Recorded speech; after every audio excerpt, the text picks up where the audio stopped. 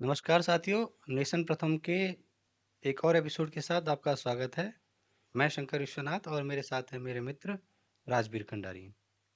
साथियों, जैसा कि आपको पता है आजकल मिडिल ईस्ट में युद्ध जैसी स्थिति बनी हुई है, बल्कि युद्ध हो ही रहा है। दो बड़ी शक्तियों के बीच एक तरफ है ईरान और दूसरी तरफ है इजराइल। आज हम बात करेंगे ईरान इजराइल कॉन्फ्लिक्ट में, इसके रूट कॉज के बारे में, और क्या हमेशा से ऐसी स्थिति रही या बीच में ऐसी स्थिति आई, इस बारे में। तो इस बारे में हम डिस्कस करेंगे और जानेंगे ये स्थिति क्यों पैदा हुई आज की डेट में, जो दोनों के बीच में, इसराइल और ईरान के बीच में जो स्थिति है। साथियों, जैसा आपको पता है इसराइल एक जूइश कंट्री है और ये मुस्लिम कंट्रीज के बीच में घिरा हुआ है और एक शक्तिशाली राष्ट्र है। और इनके जो दोनों वैसे अब्राहमिक रिलीजन है, लेकिन इनके बीच गंभीर मतभेद हैं। और ऐसा नहीं रहा है कि इजराइल और ईरान के संबंध हमेशा से ही खराब रहे हैं। एक ज़माने में ईरान और इजराइल बहुत अच्छे मित्र हुआ करते थे और एक दूसरे की मदद भी करते थे। यहाँ तक कि जब सभी अरब कंट्रीज़ ने एक बार इजराइल पर अटैक किया था तो उस टाइम ईरान तटस्थ रहा था, ईरान ने उस हमले में हिस्सा नहीं लिया था। तो आज हम इस बारे में विस्तृत से चर्चा करेंगे मेरे मित्र राजबीर खंडारी जी के साथ। साथियों नमस्कार। जैसे कि शंकर जी ने बड़ा क्लियरली इस चीज़ को बता दिया है कि ईरान और इज़राइल हमेशा से एक दूसरे के दुश्मन नहीं रहे हैं। और आज हम बात कर रहे हैं कि जो अभी करंट सिचुएशन है वो क्यों अराइज हुई है। और 1979 तक इज़राइल और ईरान एक दूसरे के चड्डी बड्डी हुआ करते थे। एब्सोल्युटली। और ईरान ही वो दूसरा देश था अमेरिका के बाद जिसने इज़राइल को मान्यता दी थी एज ए देश, एज ए ओके। कंट्री। जबकि और जो देश थे उसके आसपास के जो मुस्लिम देश हैं उन्होंने अभी तक भी इस बात को माना नहीं है, जिसमें से कि पाकिस्तान एक है। अदरवाइज और देशों ने तो मान लिया है कि इसराइल भी एक देश है। बट 79 में ऐसा क्या हुआ है कि अब वो एक दूसरे के खून के प्यासे हो गए हैं और एक दूसरे को बर्बाद करने पे तुले हुए हैं। जहाँ पे अगर इसराइल के परिप्रेक्ष्य में हम देखेंगे तो इसराइल कहीं ना कहीं अपनी देश की सॉवरेनिटी या अपने आप को बचाने के लिए, अपने आप को एक देश रहने के लिए लड़ रहा है एक्चुअली। हाँ, यहाँ पर तो इसराइल का है सर्वाइवल के लिए, इसराइल बस अपने सर्वाइवल के लिए लड़ रहा बस है। बस। और बाकी अपने जो उनका मकसद है, जी इस्लामिक कंट्री, जी। क्योंकि इनके यहूदी दुश्मन हैं इसलिए उनके साथ कॉन्फ्लिक्ट इनका नेचुरल है। लेकिन आप एक चीज़ देखिए, अरब कंट्रीज़ में जो मैक्सिमम जो इस्लामिक लोग हैं वो सुन्नी तरफ से आते हैं। बिल्कुल बिल्कुल।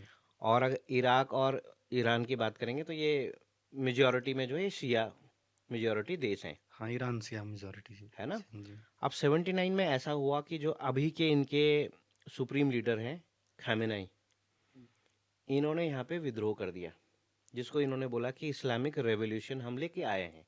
हाँ, वैसे उससे पहले वो स्टूडेंट स्टूडेंट रिवॉल्यूशन था, बाद में उन्होंने बोला स्टूडेंट और लेफ्ट रिवॉल्यूशन नहीं है, जी। ये इस्लामिक रिवॉल्यूशन है। हाँ जी। और उससे पहले अमेरिका की तूती बोलती थी वहाँ पर, वो अमेरिका के साथ बढ़िया संबंध थे। जी। फिर 1979 के बाद फिर से वो इस्लामिक क्रांति हो गई। हाँ, ये जहाँ पे इस्लामिक क्रांति की बात हुई, हमें ऐसा नहीं कि हम किसी रिलीजन को गलत बता रहे हैं। लेकिन अगर रिलीजन को सिर्फ आधार मान के अगर आज की दुनिया में चलना है तो मेरे हिसाब से गलत है। चाहे अगर आप हिंदू राष्ट्र की भी बात करते हैं, सिर्फ हिंदू राष्ट्र से काम नहीं चलेगा। सिर्फ अगर हिंदू राष्ट्र बन जाए और उसके बाद हम किसी क्षेत्र में काम न करें तो उससे काम नहीं चलेगा। सेम उसी तरीके से ये भारत के लिए भी एक सबक है कि ईरान एक फलता फूलता देश था। ईरान में हर वो चीज़ थी। और ईरान जैसी जगह पे, जिस जगह पे ईरान है, उस जगह पे अगर भारत या कोई और देश होता और जितने उसके पास नेचुरल रिसोर्सेस हैं, अगर वो किसी और देश के पास होता तो मुझे लगता कि ये दुनिया का नंबर वन देश होता, अमेरिका को भी पीछे छोड़ता। अमेरिका के वेस्ट इंटरेस्ट इसमें क्यों है? सिर्फ इसी कारण से, क्योंकि उसकी जो जियो स्ट्रैटेजिकल लोकेशन है बिल्कुल। वो ऐसी जगह पे कि यूरोप और एशिया को वो आपस में कट कर सकता है। इनफैक्ट जो अरेबियन कंट्रीज और नीचे के जो south south eastern Asian countries हैं, तो उन सबको कनेक्ट करने का जो भूमिका निभाता है वो ईरान है। और यहीं पे अगर आप देखेंगे, मैं पाकिस्तान का नाम लेता हूँ, पाकिस्तान का सर्वाइवल भी सिर्फ लोकेशन की वजह से है। बिल्कुल, बिल्कुल। अगर पाकिस्तान एब्सोल्युटली। उस लोकेशन पे नहीं होता और उस टाइम पे अगर ऐसा हो जाता माना कि जो ईस्ट पाकिस्तान था बांग्लादेश उसी को पूरा पाकिस्तान बना देते, तो शायद वो सर्वाइव भी नहीं कर पाता। बिल्कुल। क्योंकि कारण क्या है, आप उस मतलब एक चुंगी की तरह होता ना, रास्ते के उस बैरियर पे आप खड़े हो जहाँ से हर किसी ने गुजरना है, हाँ, वो और इस आप कभी भी मुकर बिल्कुल, सकते हो कि बिल्कुल। यहाँ से मत जाओ। हाँ, वो स्ट्रेटेजिक लोकेशन है। अमेरिका को एक बैटल ग्राउंड चाहिए। जी। अमेरिका को एक लोकेशन चाहिए जहाँ पर वो भारत पर नकेल कसे, चाइना पर नकेल कसे, जी। अफ़गानिस्तान और रशिया को भी देख सके। बिल्कुल। तो उसके लिए उसको पाकिस्तान बहुत ज़रूरी है और इसीलिए उसके न्यूक्लियर वॉरहेड पाकिस्तान में सुरक्षित है। बिल्कुल। और आप ये देखोगे कि जहाँ पे ये दोनों एक चड्डी-बड्डी होते थे एक दूसरे के लिए मरने-मिटने के लिए तैयार थे। आज ये दुश्मन हुए हैं सिर्फ़ इस बात पे कि धर्म अलग है। अब आप ये एब्सोल्युटली। देखो, मैं ये बोलता हूँ कि यहूदी और मुसलमान दोनों एक दूसरे के दुश्मन थे। फ़िरोज़ के टाइम पे वो दुश्मन थे, जब उनका अलग-अलग हिसाब-किताब हुआ वो दुश्मन थे। वो दुश्मनी कभी न कभी तो भुलानी पड़ेगी। ऐसा थोड़ी होगा कि उस दुश्मनी को हम मतलब ताउम्र लेके चलेंगे और कभी न कभी बर्बाद होंगे। वो तो कयामत तक चलेगी ना, जब वो सारे यहूदी मारे जाएँगे, जब सारे हिंदू मारे ऐसा नहीं जाएँगे। होगा सर, देखो ऐसा बिल्कुल नहीं होगा। मैं यहाँ पे ना एक और चीज़ को क्लियर करता हूँ। जो लोग सवाल उठा रहे थे, मैं थोड़ा-सा टॉपिक को ऑफ द टॉपिक लेके जा रहा हूँ, कि जो लोग सवाल उठा रहे थे कि भैया ये अग्निवीर वाला सीन क्या है? ये क्यों कर रहे हैं? तो मुझे लग रहा है उन लोगों को जवाब मिल रहा होगा कि आज के टाइम पे फ़ौज का काम सिर्फ़ आने वाले टाइम में लड़ाई का पता क्या होगा? कि इंटरनल विद्रोह को रोकना। कि अगर लड़ाई हो गई, कोई वॉर छिड़ गई, तो एक्चुअली चोरी-चकारी, लूट-पाट के खतरे बढ़ जाते हैं और एक अंतर्द्वंद बढ़ जाता है। उसका काम पुलिस नहीं कर सकती, तो वो क्या है, उस काम को कौन करेगी? फ़ौज करेगी रोकने का। नहीं तो आपको क्या लगता है कि आज के टाइम पे क्या एक-दूसरे के देश में जाके लड़ाई हो रही है? मतलब फ़ौजी हथियार लेके जा रहे हैं? आप ये देखो ड्रोन जा रहे हैं। अब एक फ़ौजी पे माना 1 करोड़ रुपए खर्चा होता पूरे, मैं कम से कम लगा के चल रहा हूँ, तो वो कहाँ काम आएगा? आपको मिसाइल बनाने में काम आएगा। अभी जो स्टिल्थ विमान उनका आया है बी 2 बॉम्बर, उसकी कीमत आप आँक भी नहीं सकते हो। 20,000 अरब डॉलर शायद, मुझे अभी तो लग, वो सेल में भी नहीं है। आप ये हाँ, लगाओ ना कि मतलब कोई लिमिट ही नहीं। उन्होंने 21 बनाए और 22 बनाए थे, अभी 20 है उनके पास, हाँ, लेकिन वो सेल में नहीं है और हाँ, वही 20 बना पाए अभी। क्योंकि उनके अपने लिए है। बिल्कुल। दूसरा आप ये देखो कि आज का जो वॉरफेयर है, उस परिप्रेक्ष्य में अगर कोई लोग ये बोलते हैं कि तीसरा विश्व युद्ध होगा, मैं बोल रहा हूँ नहीं होगा।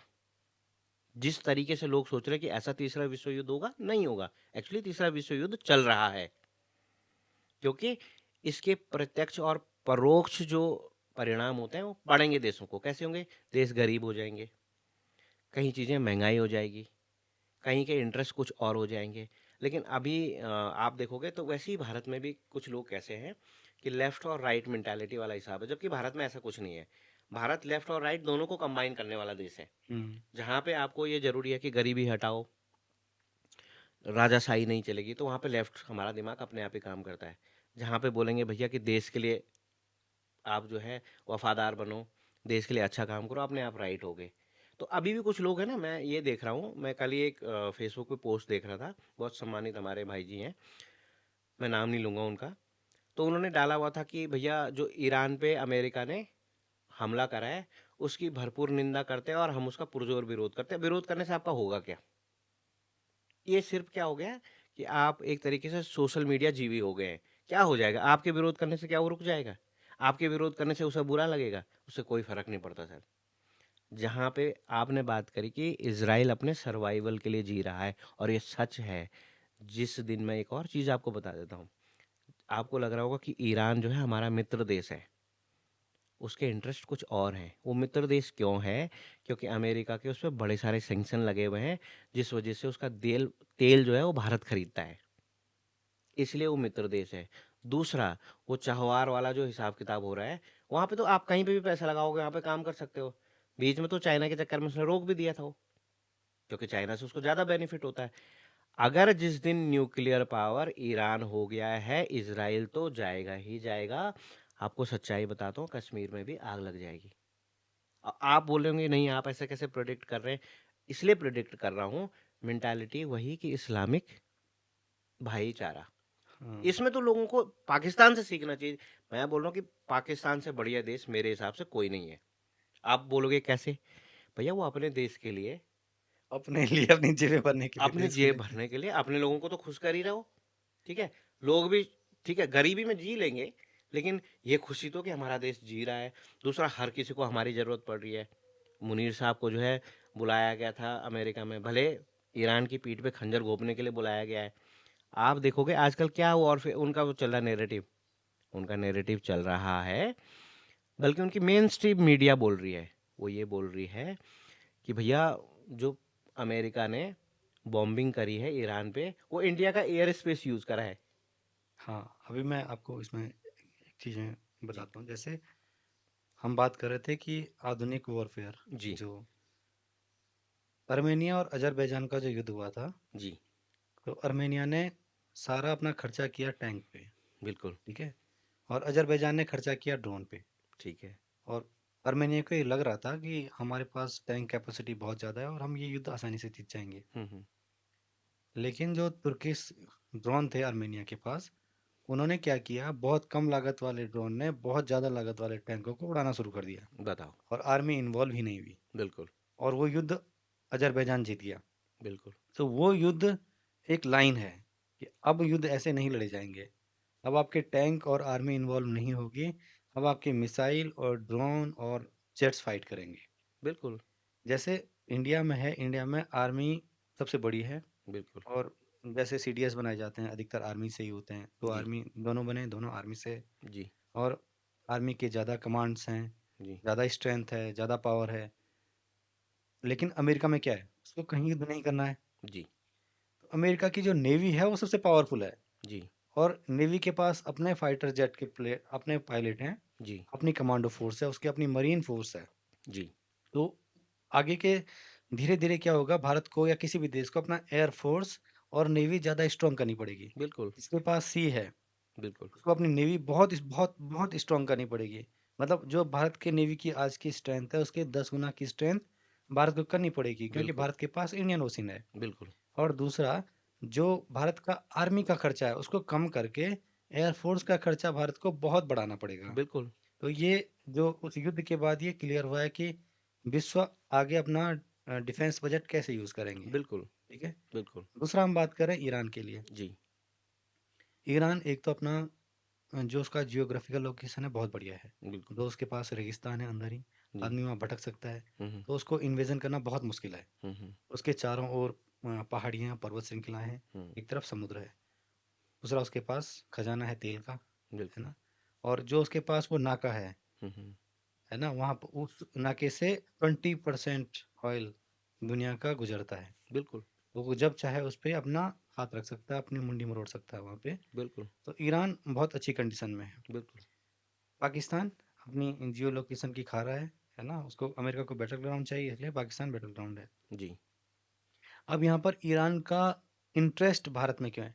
एक तो 1979 के बाद ईरान के पास दो आर्मी है। हम्म। ठीक है। एक तो उसकी अपने देश के लिए है, दूसरा वो कहता है कि ये आर्मी इस्लाम के लिए लड़ेगी। शिया इस्लामिक रेवोल्यूशन आर्मी करके है। बिल्कुल। और उसका काम ही है कि दुनिया में कहीं भी, मतलब इनके पास तुर्की, पाकिस्तान, ईरान, सऊदी अरब, ये ये चाहते हैं कि हम इस्लाम के चौधरी बने, इस्लाम हमको हमको फॉलो करे। जबकि अरब कंट्री ईरान को बिल्कुल पसंद नहीं करती है। बिल्कुल बिल्कुल। और पाकिस्तान भी चाहता है कि हम चौधरी बने, इसलिए पाकिस्तान क्या करता है, बीच बीच में अपने बाप चेंज करते रहता है। इससे पहले वो सऊदी अरब को अपना पिताजी बनाया था। आजकल वो खलीफा तुर्की को, अर्दगन को अपना पिताजी बनाया हुआ है। तो ये चौधराहट है इस्लामिक मुल्क के बॉस बनने की। जी। इसीलिए उनकी जो रिवोल्यूशनरी आर्मी है, जी। उसके पास बहुत राइट्स हैं। बिल्कुल। वो सीधे सुप्रीम लीडर को रिपोर्ट करती है। बिल्कुल। वो राष्ट्रपति, रक्षा मंत्री से कोई मतलब नहीं है उसको। बिल्कुल। और वो दुनिया के बाहर, भारत के बाहर, मतलब ईरान के बाहर भी वो आक्रमण कर सकते हैं, वो वहाँ पर हमला कर सकते हैं। यहीं पे ना मैं एक चीज़ बड़ा क्लियर दर्शकों को बता देता हूँ, जो कि हमारा बेसिक मुद्दा भी था, कि जो इसराइल और ईरान के बीच कॉन्फ्लिक्ट हो रहा है। मैंने बोला था ना आपको, पाकिस्तान और ईरान दोनों एक ही सिक्के के पहलू हैं। ये ना कन्वेंशनल वॉरफेयर में विश्वास नहीं करते हैं, ये है प्रोक्सी वॉरफेयर में विश्वास करते हैं। आप देखोगे मिडिल ईस्ट में कोई भी ऐसी अरब कंट्री नहीं है जहां ईरान ने अपने प्रॉक्सीज खड़े नहीं करे हुए हैं। बिल्कुल, बिल्कुल। लेबनान में आपका हिजबुल्ला है, हुँ, हमास आपका जो है ईरान का कड़ा फिलिस्तीन हाँ, में बिल्कुल। है ना? होती बाकी हूतीज आपके नीचे रखा हुआ है। तो ये इस बुरी तरीके से, मतलब इसको ऑक्टोपस भी बोला जाता है। ईरान को मतलब प्रॉक्सी वॉर का ऑक्टोपस भी बोला जाता है, क्योंकि इसने अपने चारों हाथ पैरों से क्या कर रखा है, पूरे आसपास के लोगों को अस्थिर करा हुआ है कि, और ये चाहता है कि अगर तुमने थोड़ा सा भी उंगली टेढ़ी करी, मैं कभी भी तुम्हारे देश में अस्थिरता फैला दूंगा। जिस कारण से ईरान का, मैं नहीं, देखो मुझे लगता है कि दुनिया में कोई भी इंसान नहीं चाहता होगा कि वॉर हो, मैं भी नहीं चाहता हूँ, लेकिन ईरान को इस बार थोड़ा सा सफाई करने की ज़रूरत है, क्योंकि ईरान के खुद के लोग, मैं भी 60 to 70% लोग जो चाहते हैं कि वहाँ पे इस तरीके का जो राज है खamenei का, जो इस्लामिक रेवोल्यूशन के नाम पे है, उसको हटाया जाए और ईरान जो है तरक्की के रास्ते पे आगे बढ़े, क्योंकि ईरान के पास बहुत कुछ है। ईरान के अपने बहुत सारे इंटरेस्ट है, ईरान अपने आप को आगे बढ़ाना चाहता है। लेकिन फिर वही हो गया जो आपने बोला कि उनके जो शिया इस्लामिक रेवोल्यूशन आर्मी है, उसके पास इतने राइट्स हैं कि लोग वहाँ पे चूं भी नहीं बोल पाते। ये सबसे बड़ी प्रॉब्लम वाली बात है। तो यहाँ पे ईरान को इस टाइम पे सबक सिखाना ही पड़ेगा, क्योंकि अब सबक सिखाना क्या है कि उनके जो सुप्रीम लीडर है उनको क्लोज कर दो, उनको आप न्यूट्रलाइज कर दो, अपने आप चीज़ें ठीक हो जाएंगी। और मुझे लगता है कि शायद इस बार अमेरिका ने भी ठान लिया है, और इसराइल तो पूरे मूड में है, क्योंकि इसराइल के लिए अपना सर्वाइवल का ही सबसे बड़ा सवाल है। क्योंकि मुझे ऐसा लगता है, और मुझे क्या लगता है कि पूरे दुनिया को यही लगता है कि एक्चुअल में ईरान ने कुछ न्यूक्लियर पावर जो है वो बना भी लिए है, लेकिन उनकी चीज़ें क्या होती है, कुछ चीज़ें कहीं और रखी जाती है, उनको डिसमेंटल करके रखा जाता है। तो यूरेनियम को उसने इनरिच तो कर ही दिया है, तो डिसमेंटल करा हुआ है, तो इसीलिए क्या कर रहे हैं कि इनके अलग अलग साइट पे क्या कर रहे हैं, हमले कर रहे हैं। अब आप खुद बताओ कि अगर ईरान बोल रहा है कि हम यूरेनियम को इसलिए इनरिच कर रहे हैं कि हमें अपने बिजली बिजली का काम चलाना है, हमें जो है अपने पावर सेक्टर को ग्रो करना है, तो उसके लिए आप खुले भी कर सकते हो। आप कहाँ कर रहे हो? 250 मीटर 250 फीट नीचे। इसका मतलब क्या है कि आपके दिल में चोर है। बिल्कुल। और खैमनई का कुछ लेना देना यही होता है ना, कुछ एक सन की लोगों के लिए, जैसे नॉर्थ कोरिया में भी बोलते हैं सन की तानाशाह, किम जोन उनको लिए, जब कोई सन की आदमी अपने पूरे देश को ना अपनी पॉकेट समझ लेता है, वहां प्रॉब्लम आती है। मैं ये नहीं बोल रहा, जिस जिस दिन अगर भारत में ऐसी कोई प्रॉब्लम आएगी तो मैं बोलूंगा भाई भारत में भी गलत हो रहा है। हुँ, वैसे इसराइल तो अपने सर्वाइवल के लिए जी रहा है, इसराइल तो किसी से लड़ भी नहीं रहा है, बिल्कुल। इसराइल का कोई लेना देना नहीं। वो तो अब लोग बोल रहे हैं कि फलस्तीनियों पे, बीच में ये लोग भी बोल रहे थे ना, अभी मुझे क्या लगता है कि दुनिया ना एक ऐसे टाइम जोन में ट्रेवल कर रही है जो बहुत फास्ट फास्ट फास्ट फास्ट चल रहा है। बोलो कैसे? जब लोग बोल रहे थे कि भैया फिलिस्तीनियों पे बड़ा जुर्म हो रहा है, हमास ने जबकि बहुत कुछ करा था, हमास ने ही पहले उंगली करी थी ना, बिल्कुल, बिल्कुल। बोले कि फिलिस्तीनियों का देश ले लिया, वो ले लिया, और फिलिस्तीनियों को अब भारत के मुसलमान खुद बोल रहे थे, पाकिस्तान वाले बोल रहे थे हम तो वहाँ पे जाएंगे, हम ख़त्म कर देंगे इसराइल को। अरे जॉर्डन की जब लड़ाई हुई थी, जॉर्डन में जब प्रॉब्लम आई थी, तो जॉर्डन के राजा ने किसको हायर करा था? उस टाइम पे ब्रिगेडियर होते थे, आपने वो जिसने तख्ता पलटा था, जियाउल हक। परवेज मुशर्रफ। परवेज जियाउल मुशर्रफ अच्छा। उस टाइम पे ब्रिगेडियर होते थे। इनको हायर करके इन्होंने, भाई साहब आप विश्वास नहीं करोगे, 2 से 3 लाख इन्होंने फिलिस्तीनी खत्म कर दिए थे। हाँ, किसने? पाकिस्तान की पाकिस्तान आर्मी की ने। आर्मी ने, लोगों को बिल्कुल। ना, एक्चुअली पाकिस्तान हो गया या हमारे देश में जो कुछ मुसलमान हैं, उनको ना इतिहास से कोई लेना देना नहीं है। उनको एक ही चीज़ है, हमारा खलीफा और हमारी किताब। जो गलत नहीं है, आप अपनी किताब को फॉलो करो, लेकिन इतिहास को भी तो मानो। इतिहास वहीं से थोड़ी शुरू होता है, हुँ, हुँ। उससे पहले भी तो बहुत कुछ हुआ होगा। अब ये बोल रहे हैं कि ईरान के साथ गलत हो रहा है, लेकिन अगर तुम सच में मुस्लिम ब्रदरहुड की बात करते हो, पाकिस्तान क्यों पीछे मुड़ गया? पाकिस्तान ने बोला था ना कि ये जो बम है, ये इस्लामिक बम है, अपने न्यूक्लियर बम के लिए। बाद में बोले ये तो एआई से। अब इनके लिए क्या हो गया ना, देखो, जैसे गाँवों में लोग गप नहीं मारते हैं, पाकिस्तान वैसे गप में जिंदगी जी रहा है कि मैं कुछ भी बोल दूं, उसके बाद बोलो ये तो एआई से मॉडरेटेड है। आप समझ रहे हो बात को? हाँ, एक्चुअली वो अब उसी में विश्वास कर रहा है। वो इन्वेस्टमेंट भी उसका इन्फॉर्मेशन वॉरफेयर में है। हाँ। वो मीम बनाने पे फोकस कर रहे हैं बहुत ज़्यादा, और उसको उसको मार्केट मिल रहा है भारत में। पाकिस्तान का जो मीम हाँ, इंडस्ट्री है, लैंग्वेज एक जो हो गया हाँ, ना। आईएसपीआर उसी पे काम कर रहा है और ये काम कर रहा बिल्कुल, है। अभी देख रहे होंगे आपकी पाकिस्तान की जनता, पाकिस्तान के न्यूज़ चैनल चाह रहे हैं कि भारत में ईरान ईरान युद्ध जीत जाए, है ना? हाँ, और इसराइल को सबक मिल जाए। और पाकिस्तान के प्राइम मिनिस्टर को पता नहीं है, रक्षा मंत्री को पता नहीं है कि आसिम मुनीर क्या बात करके आ रहा है वहाँ पे और क्या डील हुई है। डील सीधे यही हुई कि भैया ईरान को तुम पीछे से बैक स्ट्रैप करोगे। कर दिया। हाँ, जो इसराइल इतना बड़ा दुश्मन है, उसके जेट्स को रिफ्यूलिंग कहाँ से हो रही है? पाकिस्तान से हो रही है। पाकिस्तान से हो रही है। अभी अमेरिका ने एयर स्पेस किसका यूज कर रहा है? पाकिस्तान का एयर यूज़ बेस किसका यूज कर रहा है? पाकिस्तान का यूज़ करा है। तो वही वो खाना खिलाने का मतलब वही था। बहुत अच्छा आदमी इसीलिए आसिम मुनीर था। ट्रम्प ने खाना खिलाया, उसको बोला भैया हमको ऐसा ऐसा करना है और तुमका स्पेस चाहिए। उसने हाथ जोड़ के बोल दिया जी प्रभु, आपको सब कुछ मिल जाएगा। और वो सब कुछ बेच बूझ के बैक स्टैबिंग करके भाई साहब वापस आ रहे हैं आप। और पाकिस्तान में प्रधानमंत्री को भी कुछ पता नहीं है क्या बात हुई है, मीडिया को भी कुछ पता नहीं है क्या बात हुई है। और सिर्फ मतलब हल्के हल्के बातें चल रही हैं कि पाकिस्तान में कुछ गड़बड़ हो गया है ये सब। शंकर जी, आप ना एक छोटी सी बात मैं बोलता हूँ यहाँ पे। क्या ऐसा कभी होता है कि मैं आपके घर में मिलने के लिए आऊँ, अब मैं आपको ये बोलूँ कि मुझे जी आपकी बीवी से मिलना है। क्यों मिलना है मुझे? मैं आपके घर में आपको जानता हूँ, मुझे तो आपसे मिलना है। देखो कितना कटाक्ष मैंने इस पे करा। सेम वैसे पाकिस्तान में हो रहा है। पाकिस्तान में किससे मिलना चाहिए था वैसे अमेरिका के राष्ट्रपति को? राष्ट्रपति प्रधानमंत्री से। प्रधानमंत्री को मिलना चाहिए था। लेकिन उन्होंने ना मतलब सीधे ही बोल दिया, तू तो साइड हो जा, हम्म, तू तो प्यारी लड़की है हमारी, तो साइड हो जा, है ना? हम मिलेंगे बाप से, मालिक से। हम मिलेंगे मालिक से। दूसरा, यहाँ पे पाकिस्तान वालों को तो कुछ बोल नहीं सकते हैं, भारत के मुसलमानों को समझाने की यहाँ पे ज़रूरत पड़ रही है। आपको समझना पड़ेगा। क्या समझना पड़ेगा? उन लोगों के लिए बोल रहा हूँ मैं, जिनको आज भी ये लगता है कि सिर्फ़ धर्म के नाम पे सब कुछ हो सकता है या पाकिस्तान बहुत अच्छा देश है। आपको पता है इज़राइल आपका दुश्मन है, यहूदी मुसलमानों के सबसे खतरनाक दुश्मन है ना? पाकिस्तान यहूदियों का साथ दे रहा है और आपको दिख रहा होगा। आँखें खोलिए। क्योंकि आसिम मुनीर जब गया है अमेरिका में, तो आसिम मुनीर ने क्या बोला? उससे पहले तो बोल रहे थे कि ट्रम्प ऐसा है और वैसा है। नोबेल प्राइज दे दो उसको। बोले इसको नोबेल प्राइज़ दे दो, वो भी पीस के लिए। हाँ, और वहाँ से वापस आते जैसे उसे इज़राइल ईरान को ठोका तो क्या बोल रहे हैं? हम तो कंडेम करते हैं जी इसको। ये बिल्कुल। कैसा दोगलापन है सर? आप खुद बताओ ये कैसा दोगलापन है? एक तरफ तो एक हाथ से आप नोबेल प्राइज़ दे रहे हो और दूसरे हाथ से आप थप्पड़ मार रहे हो। ए चुप कर! हाँ, क्या है ये? बिल्कुल बिल्कुल। तो ये समझने की ज़रूरत है। और बाकी मुझे लग रहा है हम ऐसा करेंगे, इसको जस्ट एज अ कैप्सूल रखते हैं। इसमें हम एक ना विस्तृत चर्चा भी बिल्कुल करेंगे। बिल्कुल बिल्कुल। बट हमारा जो मेन मकसद था कि जिन लोगों को ये खुजली हो रही है कि ईरान में बहुत गलत हो रहा है, ईरान ने ये चीज़ें अपने लिए इनवाइट करी हैं। देखो भले मैं अमेरिका के चौधराहट को भी नहीं मानता हूँ, अमेरिका हर जगह उंगली करता है, लेकिन प्रॉब्लम क्या है ना, पावर वाली बात हो जाती है। बिल्कुल। घर में जो लड़का कमाता है ना, रिस्पेक्ट उसी की होती है।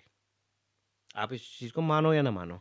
सेम वैसे ही क्या कि अमेरिका आज सुपर पावर है, इसीलिए तो सुपर पावर है, वो कुछ भी कर सकता है। बिल्कुल।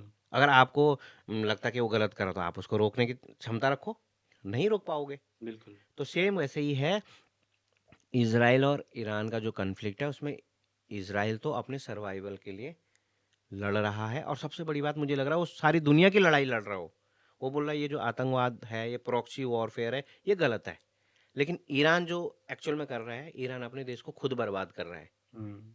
क्योंकि ईरान में मैं वही बोल रहा हूँ कि 60% लोग अभी भी ऐसे हैं जो चाहते हैं कि यहाँ पे रिजीम चेंज हो। और उन्होंने जो ये ऑपरेशन का नाम दिया ना, वो राइजिंग लायन दिया है। अगर आप देखोगे तो वो पुराना जो इजराइल 70 ईरान जो है 79 से पहले का जो उनका झंडा था ना, एग्जैक्टली झंडा क्या था, वो लाइन होता था, उसके हाथ में एक तलवार होती थी और पीछे से जो है सनराइज हो रहा है। इसीलिए इस ऑपरेशन का नाम उन्होंने कहा कि ये एक्चुअल में ये लड़ाई क्या, लोगों को नहीं मारना, नहीं तो अच्छा एक बात बताओ, जिस तरीके से ईरान उनके अस्पतालों में हमला कर रहा है, वहाँ माइक्रोसॉफ्ट के ऑफिस में हमला कर रहा है, वहाँ थोड़ी बम रखे हुए हैं, बिल्कुल। ठीक है, लेकिन इजराइल क्या करा, बिल्कुल प्रिसाइज उनके उन्हीं जगह मार रहा जहाँ उसका एक्चुअली एम है मारने का। तो कहीं ना कहीं दुनिया को अलग अलग हिस्सों में बांटने की ज़रूरत नहीं है। और अगर किसी को ये कंफ्यूजन है कि वर्ल्ड वॉर थर्ड होगा, होगा नहीं, हो रहा है। और ये तरीका है हमारे देखने का नज़रिया कि लोग तलवारें लेके आएंगे, घोड़े लेके आएंगे, अब वो वाला सीन नहीं है। कब कहाँ किसके एयर स्पेस में कौन सा वाला घुस जाए, इसको रोकने की क्षमता हमें बनानी पड़ेगी और भारत को जो खर्चा करना पड़ेगा, एक्चुअल में टेक्नोलॉजी पे ही खर्चा करना पड़ेगा। हाँ, इस युद्ध में ईरान के साथ वर्तमान में कोई नहीं है। नहीं है कोई भी। पूरे इस्लामिक जगत को ये समझना पड़ेगा, जो भी उसका समर्थन कर रहे हैं, जी, जो भी उसके एआई से रिलेटेड वीडियो डाल रहे हैं कि ईरान जी, ने ये कर दिया, ईरान ने वो कर दिया। जी, ईरान ने कुछ हद तक तेल अवीव पर या इसराइल के अन्य हिस्सों पर हमला किया है, क्योंकि ईरान की जो मिसाइल क्षमता है वह बहुत उन्नत है और बहुत अच्छी है। जी, इसमें कोई दो राय नहीं है। जी, ईरान ने इन्वेस्टमेंट भी किया हुआ है, टेररिज्म पे इन्वेस्टमेंट किया, उसने हिजबुल्लाह तैयार किया, उसने हमास तैयार किया, उसने हूती तैयार किए हैं, बिल्कुल, तो अपने प्रॉक्सीज भी तैयार किए हुए हैं। ईरान के लिए चौधरी बनने की लड़ाई है और इसराइल के लिए सर्वाइवल की लड़ाई है। बिल्कुल, अगर इसराइल ईरान पर हमला नहीं करेगा तो इसराइल खुद खत्म हो जाएगा। बिल्कुल, वो कहते हैं उसको ऑफेंसिव डिफेंस। इसराइल का हमेशा से ये नीति रही है। अगर किसी आदमी को तुम बिल्कुल मरने की कगार तक ले आओगे और उसके बाद उसमें जो सर्वाइवल का जो कीड़ा है वो जाग जाएगा, तो वो क्या करेगा? वो अपने सर्वाइवल के लिए कुछ भी करेगा। व्यापारी होते थे ये यहूदी, है ना? बिल्कुल, उनको योद्धा किसने बनाया? सही बात है। इन्हीं लोगों ने बनाया। हाँ, वेस्ट ने बनाया, मिडिल ईस्ट ने बनाया। मिडिल ईस्ट जल रहा है आज की डेट में। और वो सब कहीं ना कहीं तेल की लड़ाई भी है ये इकोनॉमी की लड़ाई भी है, और इस्लामिक चौधरी बनने की लड़ाई भी है। दूसरा ये देखो ना, ईरान को इतना समझ आना चाहिए कि भैया तुम्हारे पास बम है या नहीं है, इजराइल एक एटमी पावर है। बिल्कुल। जिस दिन उसको लगेगा कि उसका सर्वाइवल जो है वो डेंजरस में है, वो पूरे ईरान को तबाह कर देगा। ये बात एक्चुअल में सच है। बिल्कुल बिल्कुल। इसको कोई नहीं रोक सकता है। और बात एब्सोल्युटली। सही भी है। कहते हैं ना कि एक बार क्या होता है, एक आदमी ने एक पहलवान को कूट रहा होता है, अच्छे से कूट रहा होता है उसको, और रो भी रहा होता है। तो कोई पूछता कि तू तो इसको मार रहा है, तू रो क्यों रहा है? बोला यार मैं इस बात पे रो रहा हूँ कि जब ये खड़ा उठेगा तो ये मुझे बहुत पेलेगा। बिल्कुल तो वो वाला सीन हो रखा है अभी, क्योंकि इसराइल रुक नहीं सकता है। इसराइल के लिए अपने सर्वाइवल की लड़ाई है ये। बाकी इसको ना आगे कंटिन्यू करेंगे और इस पे हम एक डिटेल में वीडियो लेके आएंगे। बाकी दर्शकों से हम ये कहना चाहते हैं कि आपको हमारा जो वीडियो